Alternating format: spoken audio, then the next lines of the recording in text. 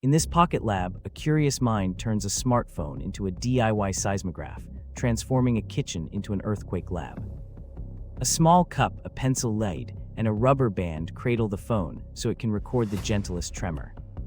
During the demo, a tap on the counter makes the device capture waves, showing peaks and troughs like a heartbeat. Viewers compare delays between the tap and the graph, learning how distance and soil or table material influence speed.